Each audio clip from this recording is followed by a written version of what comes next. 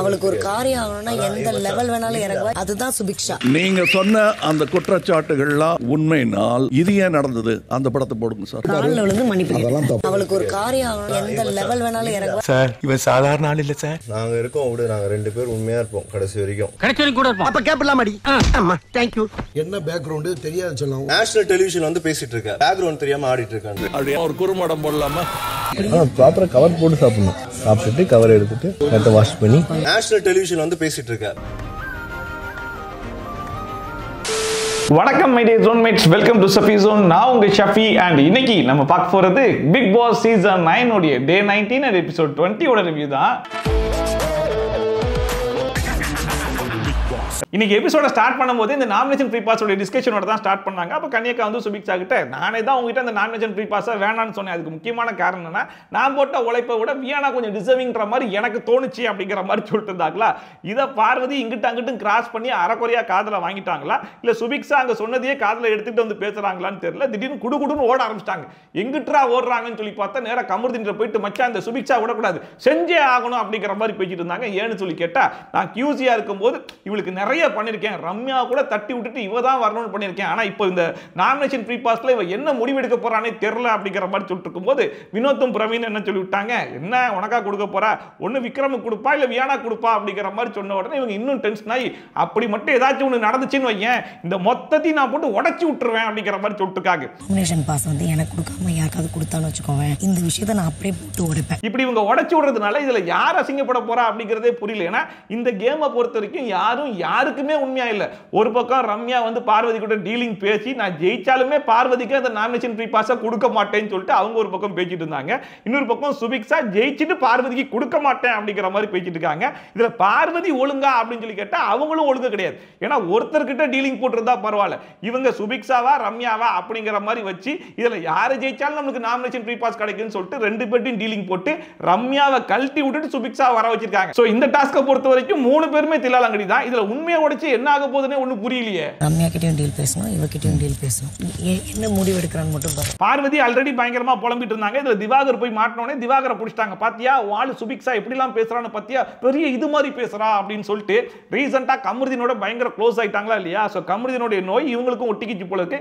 கண்டமணிக்கு வார்த்தையெல்லாம் அள்ளி விட ஆரம்பிச்சிட்டாங்க. அதுல வேற சுபிக்ஷா அப்படியே பிளேட்டை மாத்திட்டாலாம். நான் வந்து தொழிலாளிகளா இல்ல வந்து கியூசியா அப்படின்னு சொல்லி பார்த்தா தொழிலாளிகள் பக்கம் தான் நிப்பேன் அப்படிங்கிற மாதிரி பெரிய நல்லவ மாதிரி பேசுறா அப்படின்னு சொல்லிட்டு இருக்காங்க. நான் வந்து உழைப்பாளிகளுக்கு தான் நிப்பேன் அப்படின்னு பெரிய பெரிய நல்லவ மாதிரி பேசுறா. ஒரு பக்கம் பார்வதி சுபிக்ஷா போட்டு கழுவி கழுவி ஊத்திக்கிட்டு இருக்க, இன்னொரு பக்கம் சுபிக்ஷா என்ன சொல்றாங்கன்னா, நான் ஒன்னும் பார்வதியை முதுகுல குத்துற மாதிரிலாம் எனக்கு தோணல, எனக்கு என்னன்னா என்ன டாஸ்க் கொடுத்தாங்க கியூசியை நல்லா கவனிச்சுக்கோங்க அப்படிங்கிற மாதிரி சொன்னாங்க.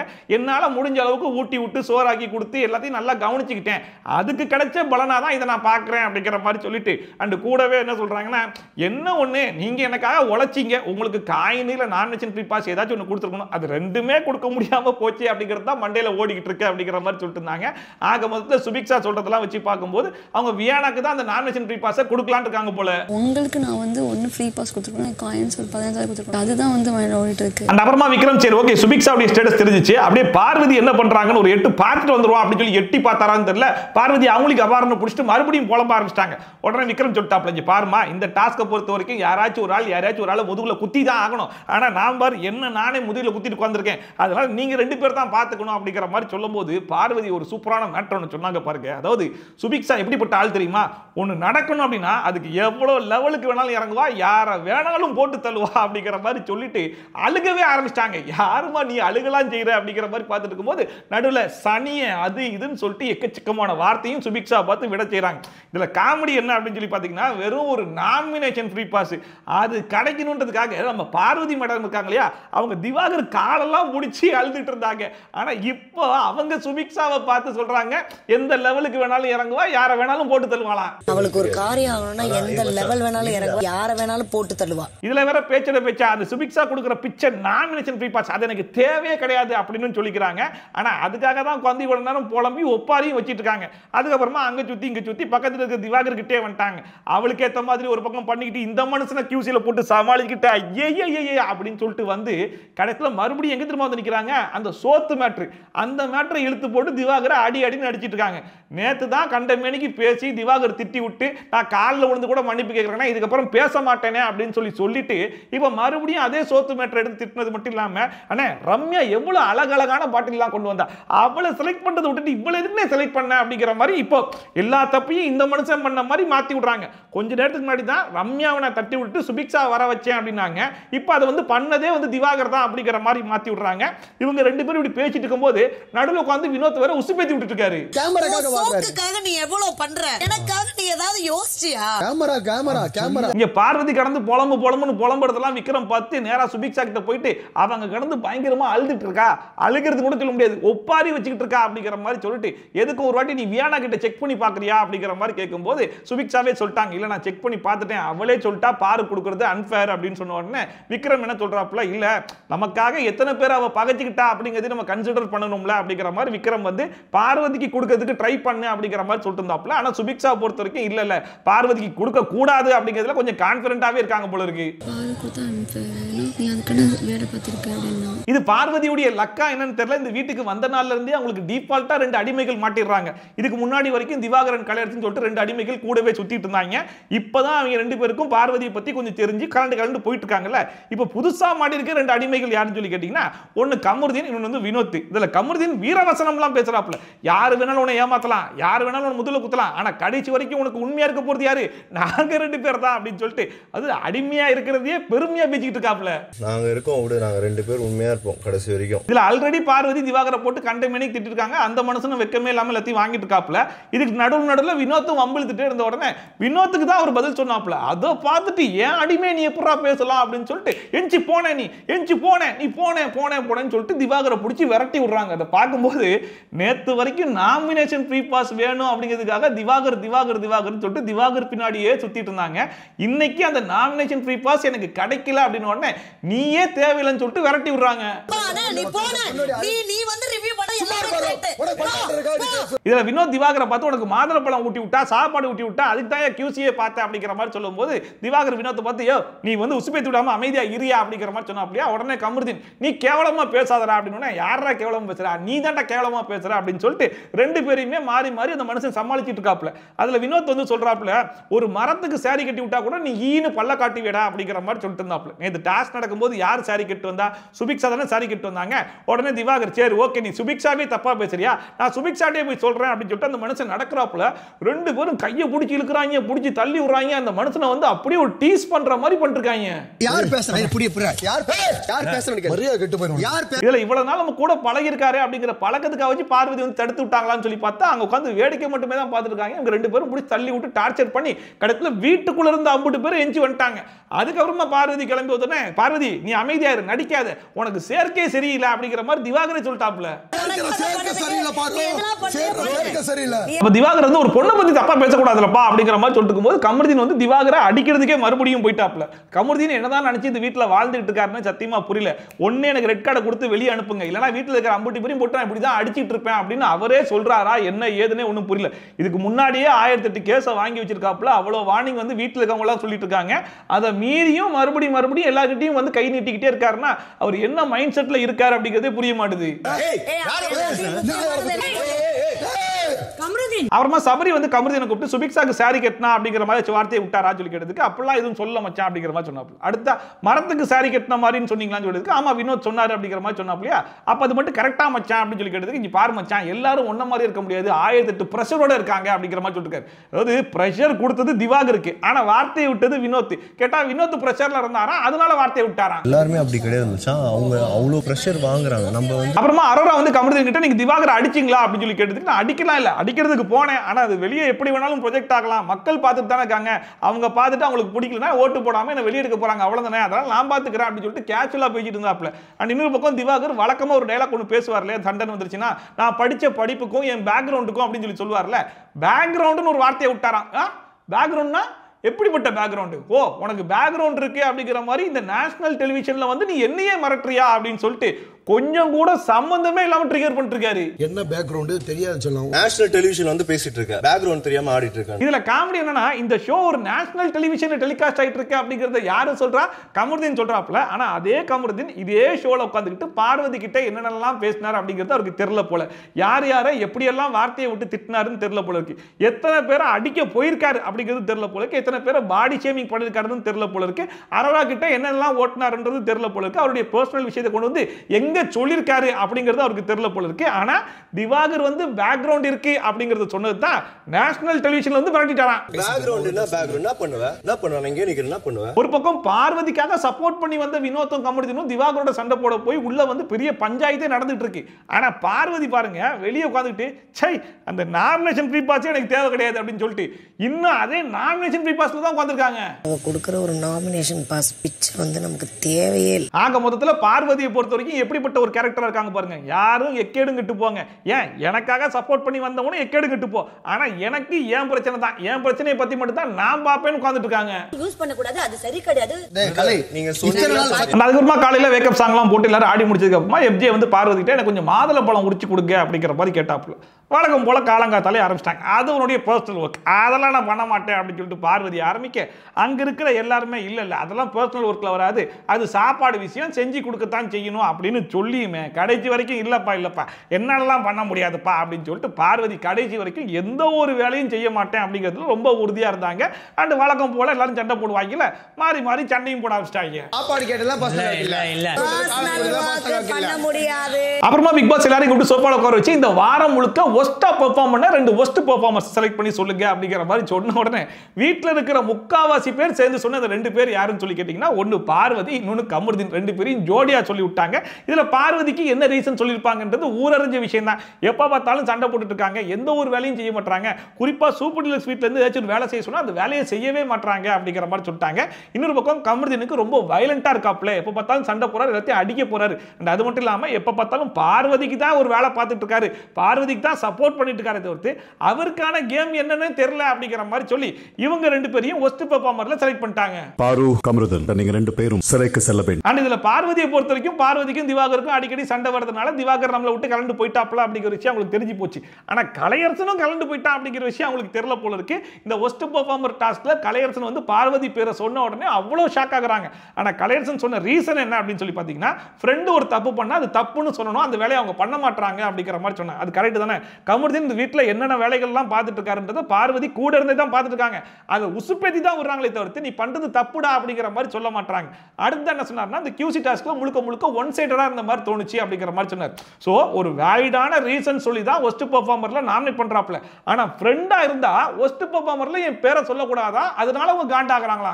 ரெண்டாவது ஃபைட்ஸ் இதனால தான் பார்க்க முடியும், மத்தபடி எதுலயுமே. ஆனா இதுல காமெடி என்ன அப்படின்னு சொல்லி பாத்தீங்கன்னா, கலையரசன் வந்து பார்வதி பேரை ஒஸ்ட் பெர்ஃபார்மர்ல சொல்லி அதுக்கு பார்வதி ஷாக் ஆனது ஒரு பக்கம் இருக்கு அப்படின்னா, அது எப்பறா என் தலைவி பேர் அவன் சொல்லலாம் அப்படின்னு சொல்லிட்டு அந்த 2 அடிமைகள் இருக்காங்க பாத்தீங்களா, வினோத்தும் கமருதீனும், அவங்க 2 பேரும் வந்து ஒஸ்ட் பெர்ஃபார்மர்ல கலையரசன் பேரை சொல்லிருக்காங்க. அதுல கமருதீன் என்ன சொல்றாப்ல, அவர் ஏதோ குரூப் தலைவன் மாதிரி ஃபீல் பண்றாரு அப்படிங்கிற மாதிரி சொன்ன உடனே பார்வதி ஐயோ சூப்பரா எனக்காக என் அடிமைகள் எப்படி வேலை செய்து பாரு அப்படின்னு சொல்லிட்டு ஒரு பக்கம் சந்தோஷம் ஆகுறாங்க.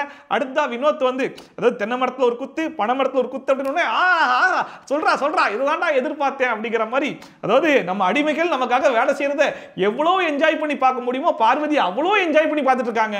தென்னை மரத்துல ஒரு குத்து பனை மரத்துல ஒரு குத்து. இதுல வேற கமருதீன் ஒஸ்ட் பெர்ஃபார்மர்ல ஃபர்ஸ்ட் பேரா துஷார் பேரை சொல்லிட்டு அவன் ஜெய்சாண்டிக்கா வந்து என்ன முறைச்சிக்கிட்டலாம் இருந்தான் அப்படிங்கிற மாதிரி தான் சொல்லிட்டு இருந்தாப்ல. இவர் இந்த வீட்டுல எல்லாரும் அடிக்க போறதெல்லாம் தெரியல போல இருக்கு. துஷார் வந்து ஜெய்சாண்டிக்கா இவரை மிரட்டிட்டாராம. இதுல வேற அவர் கேட்டிருப்பாப்ல, நான் ரெஸ்ட் ரூமுக்கு போறேன் பின்னாடியே வரியாடா அப்படின்னு சொல்லிட்டு வரேன் வாங்க அப்படிங்கிற மாதிரி அவன் வந்து ஒரு வேகத்துல சொல்லியிருப்பான். அதை சீரியஸா எடுத்துக்கிட்டு நான் ரெஸ்ட் ரூம் போனா கூட என் பின்னாடியே வராம பாத்துக்கோங்க அப்படிங்கிற மாதிரி சொல்லிட்டு, என்னப்பா பார்வதி போனாலே பின்னாடி போறாங்க, ஆம்பளைங்களுக்கு சொல்லவா வேணும் அப்படிங்கிற மாதிரி சொல்லிட்டு இருந்தாப்ல. அதை பார்த்து திவாகர் டென்ஷன் ஆயிட்டாப்ல. திவாகர் டென்ஷன் ஆனதுக்கு வினோத் டென்ஷன் ஆகி வந்துட்டு, அப்ப நீ மட்டும் பேசலாமா அப்படிங்கிற மாதிரிலாம் சொல்லிட்டு இருந்தாரு. இந்த ரெஸ்ட் ரூம் மேட்டர் என்ன ஏதுங்கிறது நமக்கு தெளிவா தெரியல. சோசியல் மீடியால ஒரு பக்கம் போயிட்டு இருந்துச்சு, ஆனா லைவ்லயும் பெருசா காட்டின மாதிரி தெரியல, ஒன்னொரு எபிசோட்லயும் காட்டின மாதிரி தெரியல. ஆனா இவங்க மட்டும் பேசிக்கிட்டே இருக்காங்க. பொண்ணுக்கு நடந்தா எப்படி இருக்கும்ன்றதை நான் ஃபீல் பண்ணேன். பாருக்கு அது பண்ணாங்க. இனிஷியலா வந்து எனக்கு தப்பா பட்டுது. அண்ட் இதுல ஆதரவு இருக்காங்க பாத்தீங்களா, அவங்க மத்தவங்களுக்குலாம் ரீசன் அட்வைஸ்லாம் சூப்பரா அள்ளி கொடுப்பாங்க. ஆனா அதை அவங்க தான் ஃபாலோ பண்ண மாட்டாங்க. மாட்டாங்க அப்படிங்கிற மாதிரி திவாகருக்கு என்ன சொல்றாங்கன்னா, நீங்க பார்வதி பின்னாடியே சுத்திட்டு இருக்கீங்க, நீங்க அவங்க பின்னாடியே சுத்துறதுனால உங்க நேம் உங்க இமேஜ் தான் ஸ்பாயில் ஆகும், அதை மட்டும் கொஞ்சம் அவாய்ட் பண்ணிக்கோங்க அப்படிங்கிற மாதிரி சொல்லிட்டு இருந்தாங்க. உண்மையிலேயே ஒரு நல்ல அட்வைஸ் தான். திவாகர் வந்து பார்வதி பின்னாடி போகாம இண்டிவிஜுவலா ஒரு கேம் விளையாடலாம், நல்லா இருக்கும். Okay super. ஆனா அதே அட்வைஸை அவங்களும் எடுத்துக்கலாம்ல. சும்மா சும்மா இந்த எஃப்ஜே பின்னாடியே சுத்திக்கிட்டு இருக்கிறதுக்கு எஃப்ஜே விட்டுட்டு இவங்களுடைய இண்டிவிஜுவல் கேமை விளையாடினாங்கன்னா இவங்க கேமும் நல்லா இருக்கும்ல. அந்த அட்வைஸை அவங்ககிட்டே சொல்லிட்டா கொஞ்சம் நல்லா இருக்குமா இல்லையா? நான் ஃபர்ஸ்ட்ல இருந்தே அவர்கிட்ட சொல்றேன், நீங்க தனியா நின்னு விளையாண்டீங்கன்னா உங்களுக்குன்னு ஒரு பேர் கிடைக்கும். சோ ஃபைனலா பார்வதி அண்ட் கமருதீன் ரெண்டு பேர் தான் ஒஸ்ட் பெர்ஃபார்மர்ல செலக்ட் ஆயிருக்காங்க. அப்படிங்கிறதுனால நீங்க ரெண்டு பேரும் ஜெயிலுக்கு போறீங்க, அதுவும் இப்பவே போறீங்க அப்படிங்கிற மாதிரி பிக் பாஸ் சொன்ன உடனே பார்வதி வழக்கம் போல புலம்ப ஆரம்பிச்சிட்டாங்க. கூடவே இருந்து குளிப்பறிச்சிட்டாங்கடா அப்படின்னு சொல்லிட்டு கலையை ஒரு பக்கம் புலம்பிட்டு இருக்கும்போது பிக் பாஸ் என்ன சொன்னாருன்னா, அந்த ஜெயில் யூனிஃபார்மை போட்டு போங்கன்னு. உடனே பிக் பாஸ் பக்கம் திரும்பிட்டாங்க. ஏன் பிக் பாஸ் எங்களை போட்டு கொடுமைப்படுத்துறீங்க அப்படின்னு சொல்லிட்டு ஒரு பக்கம் புலம்புறாங்க. ஆக மொத்தத்தில் இந்த வீட்டுக்கு புலம்புறதுக்காகவே ஒரு மனுஷி வந்திருக்காங்கன்னா அது பார்வதி தான் போல இருக்கு. பிக் பாஸ் ஏன் பிக் பாஸ் இப்படி எங்களை கொடுமைப்படுத்துறீங்க? அந்த வீட்டில் இருக்கும் போதே புலம்புனாங்கன்னா ரெண்டு பேரையும் கொண்டு போய் ஜெயிலில் போட்டா சும்மாவா இருப்பாங்க, அங்கேயும் போயிட்டு புலம்பிட்டு இருக்காங்க. இந்த கலை பண்ணதெல்லாம் என்னால டைஜஸ்டே பண்ணிக்க முடியல அப்படின்னு சொல்லிட்டு பார்வதி சொன்ன உடனே நம்ம கமருதீன் அவர் பங்குக்கு, அதாவது நம்ம எதிரியை கூட மன்னிச்சிடலாம், ஆனா துரோகியை மன்னிக்கவே கூடாது அப்படின்னு சொல்லிட்டு அந்த அடிமை ஒரு பக்கம் சொல்ல, இன்னொரு அடிமை வினோத் தங்கேந்து கிளம்பி வந்துட்டாப்ல. இப்படியே இருந்துரும் நினைக்காதீங்க, இதெல்லாம் மாறும் அப்படின்னு சொல்லிட்டு நீங்களாம் அடிமையா இருக்கலாம், அதுக்குன்னு இந்த அளவுக்கு கொத்தடிமையாடா இருப்பீங்க. ரெண்டு பேரும் மாறி மாறி பார்வதிக்கு வேலை செய்யறதுக்கான பிக் பாஸ் வீட்டுக்கே வந்திக்கின்ற மாதிரி தான் இருக்கு. எல்லாமே மாறும், இப்படியே இருந்துராது, அதை மட்டும் மைண்ட்ல வச்சு விளையாடு. இந்த ஆதரவு இருக்காங்கல்ல சூப்பர் டீலக்ஸ் வீட்ல நல்லா தெனாவட்டா உட்காந்துக்கிட்டு துஷார் துஷார்னு கத்திக்கிட்டே இருக்காங்க. ஆனா துஷார் காதலியே விழல. ஏன்னா இந்த பிக் பாஸ் வீட்டில் இருக்கவங்க எல்லாம் சத்தமா பாட்டு பாடிட்டு இருந்தாங்க. அதுக்கப்புறமா துஷாருக்கு கேட்டு என்னக்கா அப்படின்னு சொல்லி கேட்டதுக்கு, காது கேட்காதா, எவ்வளவு நேரம் கத்திட்டு இருக்குது அப்படின்னு சொல்லி கேட்கறாங்க. அவனுக்கு கேட்கலன்னு தெரியல, எஞ்சி போய் கூப்பிடலாம்ல, உட்கார்ந்த இடத்துலயே அவன் வர வரைக்கும் கத்திக்கிட்டு இருக்காங்க. அதாவது ஒருத்தனை பார்த்தாலே எப்படா கடுப்பாகும் அப்படிங்கிற மாதிரி சொல்லுவாங்க தெரியுமா? அது இந்த வீட்டில் பார்வதியை பார்க்கும்போது வருதோ இல்லையா, ஆனா ஆதிரையை பார்க்கும் போதெல்லாம் தோணுது. அதுக்கப்புறம் என்ன மேட்டர்னு சொல்லி கேட்டா சபரியை கூப்பிடு அப்படின்றாங்க. சபரியை இவங்க போய் கூட மாட்டாங்களா, அதுக்கு ஒருத்தரை கூப்பிட்டு அவர் போய் சபரியை கூப்பிட்டு வரணுமா. ஆனா சபரியை கூப்பிட்ட உடனே பக்கத்தில் இருக்கிற எஃப்ஜே நான் போறேன்னு சொல்லி எஞ்சி போயிட்டு இருக்கான். நீ இதுக்குடா எஞ்சி போறேன்னு சொல்ற அப்படின்னு சொல்லி கேட்டா இவங்க ரெண்டு பேருக்குள்ள ஏதோ ஒரு சண்டை போல இருக்கு. இந்த சண்டையை பஞ்சாயத்து பண்றதுக்காக சபரியை கூப்பிட்டு இருக்காங்க. நீ கிளம்புனா நான் கிளம்பிடுறேன், புரியலையே. சரி, இவனுக்குள்ள அப்படி என்னதான் பிரச்சனைன்னு சொல்லி பார்த்தா சபரி வந்து ஆதரைக்காக எஃப்ஜே கிட்ட ஏதோ ஒன்று போய் பேசியிருப்பார் போல இருக்கு. அது சபரியா தான் போய் பேசியிருக்காரு போல, ஆதரை எதுவுமே சொல்லலையா. ஆனா எஃப்ஜே நினைச்சிட்டாருன்னா சரி ரைட், ஆதரை வந்து சபரி கிட்ட சொல்லி சபரி வந்து நம்ம கிட்ட பேசுறாரு போல அப்படிங்கிற மாதிரி தப்பா நினைச்சுக்கிட்டு அதை ஆதரை கிட்ட கேட்க, ஆதரை வந்து இப்ப சபரியை கூப்பிட்டு கேட்கிறாங்க.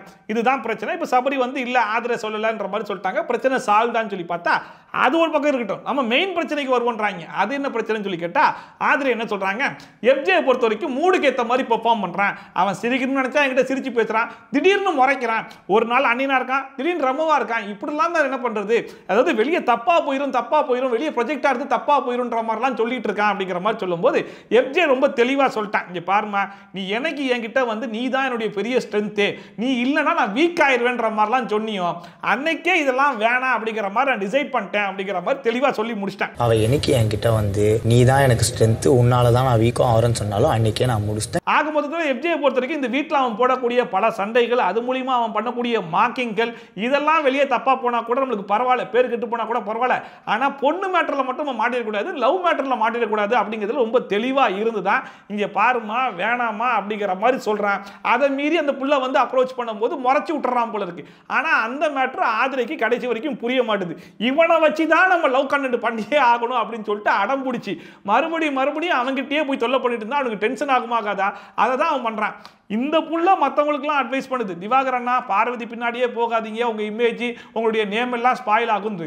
ஆனா இந்த புள்ள வாலண்டரா அவன் வேணாம்னு சொல்லி அவன் பின்னாடி போய் இந்த புள்ள பேரை ஸ்பாயில் பண்றது மட்டும் இல்லாம அவன் பேரையும் சேர்த்து ஸ்பாயில் பண்றதுக்கு பார்த்துட்டு இருக்கு. அவனுக்கு வேணுங்கிறப்ப வந்து சிரிச்சு பேசுவானா, அவனுக்கு வேணாங்கிறப்ப மூஞ்ச காட்டுவானா. நான் ஆதரைக்கு ஒரு நல்ல அட்வைஸ் சொல்வேன்னா அது என்ன அட்வைஸ் தெரியுமா, நீங்க போயிட்டு எஃப்ஜே கிட்ட இவ்வளவு டார்ச்சர் பண்ணி அவளை கம்பல் பண்ணி வலுக்கட்டாயமா அவங்கிட்ட லவ் கண்டென்ட் பண்ண பாக்குறதுக்கு திவாகர் கிட்ட போய் ஒரு கண்ணை மட்டும் காமிச்சிங்கன்னா போதும்.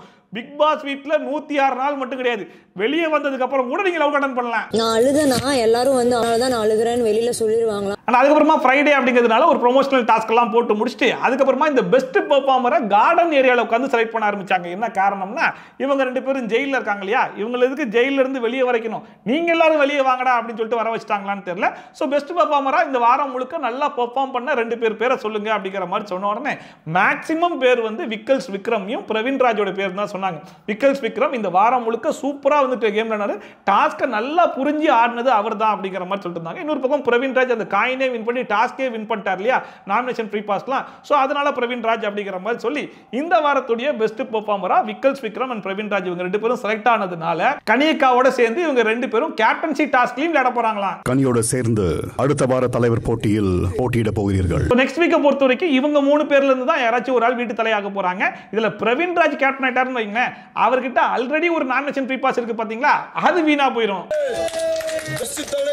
அப்புறமா பார்வதி வந்து வினோத் கிட்ட என்ன தர்பிஷ் என்ன பண்றாரு அப்படின்னு சொல்லி கேட்டதுக்கு எங்க பொட்டி பாம்பா அடங்கி கிடக்குறாரு அப்படிங்கிற மாதிரி சொல்லிட்டு இருந்தாரு. உடனே பார்வதி என்ன சொல்றாங்க, இந்த வீட்டில் இருந்த வரைக்கும் அந்த மனுஷன் கம்பெனி கொடுத்ததே நான் ஒரு ஆள் தான், நான் தான் அந்த மனுஷனை ப்ரொடெக்ட் பண்ணலாம் பார்த்துக்கிட்டேன், இதுக்கப்புறம் அந்த மனுஷன் கூட சேர்ந்து விளையாடுற மாதிரி இல்லை, நான் தனியாக விட்டுற போறேன் அப்படிங்கிற மாதிரி சொல்லிட்டு இருந்தாங்க. அதை பார்க்கும்போது நீ தனியாக விடுறது உனக்கு நல்லதோ இல்லையோமா, அந்த மனுஷனுக்கு தான் ரொம்ப நல்லது அப்படிங்கிற மாதிரி இருந்துச்சு. அண்ட் அதில் வேற பாருங்க, இந்த வீட்டில் எல்லாரும் கூடயும் சண்டை போட்டு தனியாக இருந்தது பார்வதி, பார்வதிக்கு கம்பெனி கொடுத்தது தான் திவாகர். ஆனா என்னமோ இவங்க திவாகருக்கு கம்பெனி கொடுத்த மாதிரி பேசிட்டு இருக்காங்க. எல்லாரும் கலாய்ப்பாங்க இது பண்ணுவாங்கன்னு சொல்லி ஃபுல்லா டிராவல் பண்ணு. இன்னொரு பக்கம் கலையரசன் சொன்னதுல எந்த விதமான தப்பும் இல்லை அப்படிங்கிற மாதிரி கமருதீன் சொல்றாப்புல, நான் கொஞ்சம் அமைதியா இருக்கலாம் இருக்கேன் அப்படிங்கிற மாதிரி சொன்ன உடனே பார்வதி மச்சான் அதெல்லாம் உனக்கு செட்டே ஆகாது மச்சான் அப்படிங்கிற மாதிரி உசுப்பேத்தி விட்ட உடனே கமருதீன் ஆமால எனக்கு அதெல்லாம் செட் ஆகாதுல, இந்த விக்கல்ஸ் விக்ரம் பேச்சை கேட்டு ஒரு 2-3 நாள் அமைதியா இருந்துட்டேன், அதுக்கப்புறம் பார்த்தா இதெல்லாம் உனக்கு செட் ஆகாதுன்னு இறங்கி சண்டை போட ஆரம்பிச்சிட்டேன்ல அப்படின்றது பெருமையா பேசிட்டு இருக்காப்ல. விக்கல்ஸ் விக்ரம் பேச்சை கேட்டு கொஞ்ச நாள் அமைதியா இருந்த செட்டே ஆகல, அதான் சண்டை போட ஆரம்பிச்சிட்டேன். அண்ட் இதுக்கு முன்னாடி பார்வதி ஒப்பாரி வைக்கிறத பார்த்து விக்கல்ஸ் விக்ரம் வந்து சுபிக் சாக்டர் நீ ஏன் பார்வதிக்கு அந்த நாமினேஷன் ஃப்ரீ பாஸை கொடுக்க ட்ரை பண்ணக்கூடாது அப்படிங்கிற மாதிரிலாம் பேசிட்டு இருந்தார் இல்லையா. ஆனா அதே விக்கல்ஸ் விக்ரம் பார்வதியை ஒஸ்ட் பெர்ஃபார்மர்ல வந்துட்டு நீங்க நெகட்டிவிட்டியில ஃபோக்கஸ் பண்றதுக்கு பதிலாக கிரியேட்டிவிட்டியில ஃபோக்கஸ் பண்ணலாம் அப்படிங்கிற மாதிரி சொன்னதுக்கு பார்வதி தூ அப்படிங்கிற மாதிரி துப்பிட்டு கிரியேட்டிவிட்டின்னு சொல்லிட்டு முதுகுல குத்துறான் பார் அப்படிங்கிற மாதிரி சொல்லிட்டாங்க போல இருக்கு. அதை மனத்துல வச்சுட்டு இப்ப அதே சுபிக் சாக்டர் வந்துட்டு நீ யாருக்கு வேணாலும் நாமினேஷன் ஃப்ரீ பாஸை கொடுக்கலாம், ஆனா தப்பி தவறி பார்வதி கொடுத்தன்னு வையன் எல்லாருமே எனக்கு தெரிஞ்சு பயங்கரமா காண்டாயிருவாங்க பாத்துக்கோ அப்படின்ற மாதிரி மாத்தி பேசிட்டு இருக்காரு. நீ ஒருவேளை பார்வதிக்கு பாஸ் கொடுத்தீங்கன்னா காண்டாயிருப்பாங்க. அண்ட் அதுக்கப்புறமா சுபிக்ஸா எல்லாருக்கிட்டையுமே போயிட்டு அதே விஷயத்தை பதிவு பண்ணிட்டுருக்காங்க, நான் ஒன்றும் பார்வதியை முதுகுலலாம் குத்தல, அவங்களுக்காக என்ன பண்ணணுமோ அதெல்லாம் நான் பண்ணிட்டேன், கியூசியை நல்லா கவனிச்சுக்கோங்கன்னு சொன்னாங்க, என்னால் முடிஞ்ச அளவுக்கு கவனிச்சுக்கிட்டேன், அதுக்கு கிடைச்ச பலனாக தான் நான் இதை நான் பார்க்குறேன் தவிர்த்து நான்லாம் ஒன்றும் முதுகுல குத்தலப்பா அப்படிங்கிறத வீட்டில் இருக்கிற எல்லாருக்கிட்டையுமே பதிவு பண்ணணும்னு சொல்லிட்டு பதிவு பண்ணிருக்காங்க. எனக்கு வந்து நான் பார்வை ஏமாத்துறேன்னு தோணல. அதோட இன்னைக்கு எபிசோட் வந்து முடிஞ்சு போச்சு. இன்னைக்கு எபிசோட பொறுத்த வரைக்கும் புதுசாக வேற என்ன இருந்த போது பார்வதியின் ஒப்பாரி, பார்வதியின் சண்டை, பார்வதியின் அலப்பறைகள் சொல்லிட்டு 1 ஹவர்ல 3/4 மணி நேரம் எல்லா கேமராவும் பார்வதி பின்னாடியே தான் சுத்திட்டு இருக்கு. மீதி இருக்கக்கூடிய 1/4 மணி நேரத்தில் புதுசா வந்திருக்கக்கூடிய அந்த 2 அழகைகள் இருக்காங்க இல்லையா, அவங்க சீரியஸா சண்டை போறேன்னு சொல்லிட்டு காமெடி பண்ணிட்டு இருக்காங்க, அதெல்லாம் காமிச்சிட்டு இருக்காங்க. ஸோ நம்ம வீக்கெண்ட் எபிசோட் வரப்போகுது. நம்ம விஜய் சேதுபதி வந்து பயங்கரமான பெர்ஃபார்மன்ஸ்லாம் பண்ண போறாரு. பார்வதிக்கு ஒரு பக்கம் ஸ்ட்ரிக்டான வார்னிங், கமருதீனுக்கு ரெட் கார்டு கொடுப்பாரு அப்படிங்கிற மாதிரிலாம் நம்பிட்டு இருந்தோம்னு வைங்களேன், கடத்துல நம்ம தான் முட்டாளா போவோம். கடத்துல வீக்கெண்ட் எபிசோட் வந்துட்டு கமருதீனுக்கு எல்லாரும் கிளாப் பண்ணுங்க, கமருதீன் இன்னும் நிறைய எதிர்பார்க்கிறேன் அப்படின்னு சொல்லிட்டு அந்த மனுஷனை உசுப்பேத்தி விட்டு, பார்வதி நீங்க தான் இந்த சீசனுடைய கண்டென்ட் குவீன், உங்களை வச்சு தான் இந்த சீசனுடைய டிஆர்பியே ஓடிட்டு இருக்குன்னா பாத்துக்கோங்களேன், உங்களை வச்சு தான் 3 ப்ரோமோவே போட்டுட்டு இருக்கோம்னா பாத்துக்கோங்களேன் அப்படின்னு சொல்லிட்டு புகழ்ந்து தள்ளாம இருந்தா தான் ஆச்சரியப்படுறதுக்கு இருக்கும்னு நினைக்கிறேன். மற்றபடி ஒயில்ட் கார்டு என்ட்ரி அது இதுன்னு சொல்லிட்டு வீக்கெண்ட் எபிசோட எப்படியோ ஓட்டிடுவாங்கன்றது மட்டும் நல்லா தெரிஞ்சு போச்சு. சண்டே கலையரசனை அமுச்சு விட்டு தம்பி கிளம்புப்பா அப்படின்னு சொல்லிட்டு அந்த மனுஷனை அமுச்சு விட்டுட்டு இதுதான் சாட்டர்டே சண்டே முடிக்க போறாங்க. வேற எதுவும் புதுசா இருக்காது அப்படிங்கிற மாதிரி நான் நினைக்கிறேன். இன்னைக்கு எபிசோடு பத்தின உங்களுடைய கருத்து என்ன, வீக்கெண்ட் எபிசோடு எப்படி இருக்க போகுது அப்படிங்கிற உங்களுடைய கருத்தை மறக்காம கமெண்ட் செக்ஷன்ல போட்டு விடுங்க. அண்ட் இதே மாதிரி ட்ரோல்ஸ் அண்ட் ரிவ்யூஸ்லாம் கண்டிப்பா பார்க்கணும்னு நினைச்சீங்கன்னா மறக்காம சப்ஸ்கிரைப் பண்ணிட்டு பக்கத்துல இருக்கக்கூடிய பெல் ஐகான் டான் தட்டி விட்டீங்கன்னா போற வீடியோ நோட்டிஃபிகேஷன் டான் டைம் வந்து சேர்ந்துரும். சோ மீட் இஸ் மச் சூப்பரான வீடியோட சூப்பரான ரிவ்யூவோட சூப்பரான ட்ரோலோட உங்களை சந்திக்கிறேன். Bye from Shoppy, tata, bye bye and take care.